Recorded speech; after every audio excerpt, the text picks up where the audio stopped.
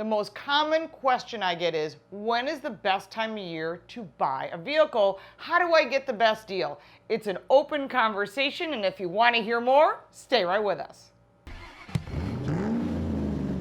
Welcome back to the channel. I'm Lauren Fix, and this is 4 Minute Friday, and here's what's going on in your automotive world. This week's show is brought to you by wheelwish.com. Let's put 4 minutes on the clock. The number one question I get is, how do I get the best deal? I want to get the best time of year to buy a vehicle. What do you suggest? Well, that is an open question, and there are a lot of answers to that question. Now, you may have heard this before.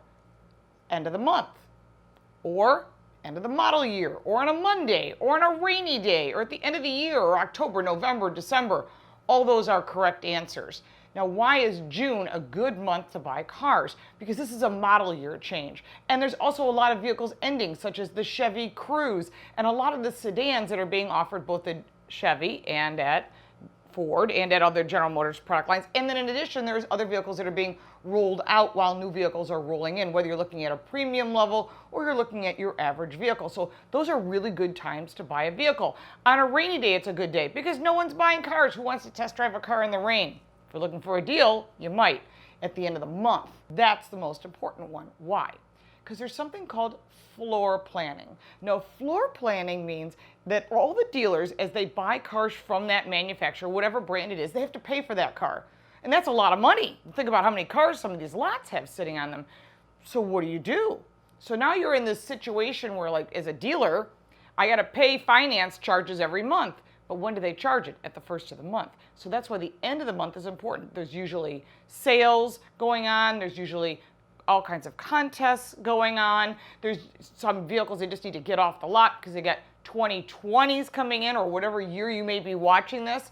So floor planning means that they pay finance charges at the first of the month. So they go around, they go, we have 100 cars, we pay X amount on each vehicle, and we write a check to the bank to finance all these vehicles. The end of the month is a very critical time.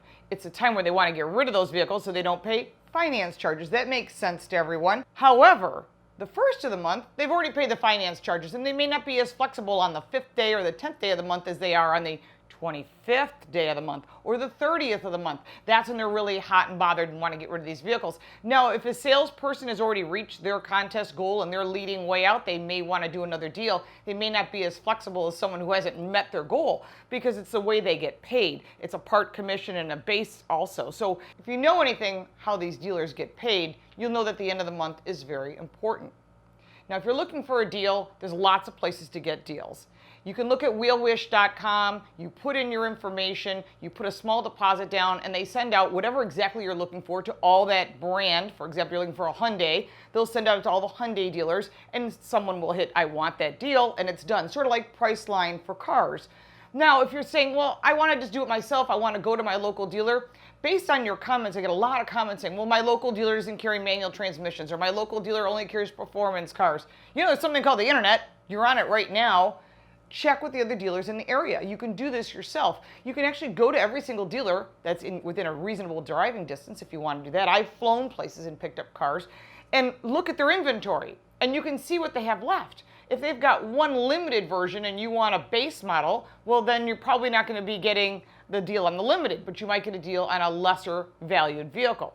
Now, if you're looking for something a little rarer, like a Shelby GT350R, you're probably not going to get that great a deal if the dealer sells a lot of those. They may say, listen, we're selling these all day long. We don't need your business, essentially, but you want the deal. So you go to that little dealer out in the middle of nowhere, Kansas, or wherever you may be, Oklahoma, even Buffalo, New York, pick your city. Find a dealer that's not selling that many, that maybe has one sitting there. They want to get rid of that vehicle because they get something called allocation.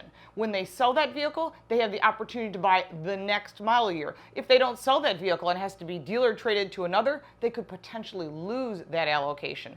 And that's where the problem lies. Dealers want to get rid of these cars. They're in business to make money. So don't think you're going to make any flea market deals with dealers. They'll make you a deal. If you can make a clean deal without a trade-in, then you have a little bit more bargaining power. Remember, there is two things that people always overlook, and I mention this all the time in my car reviews.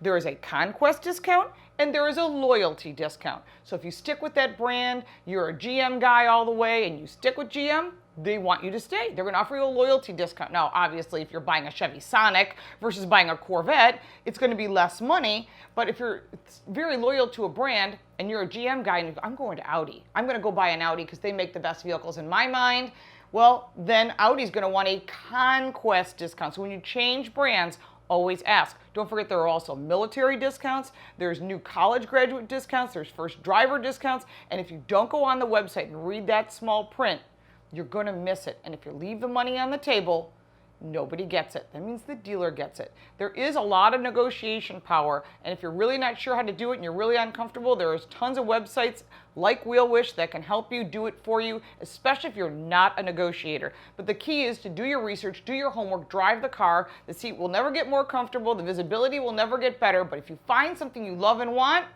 you can get a great deal out there any time of year. All the descriptions and links are down below. If you have any comments about this week's 4-Minute Friday, make sure to put them down there. Follow us on all forms of social media. All the current uploads are over here, and subscription. And we look forward to talking to you next week. Take care.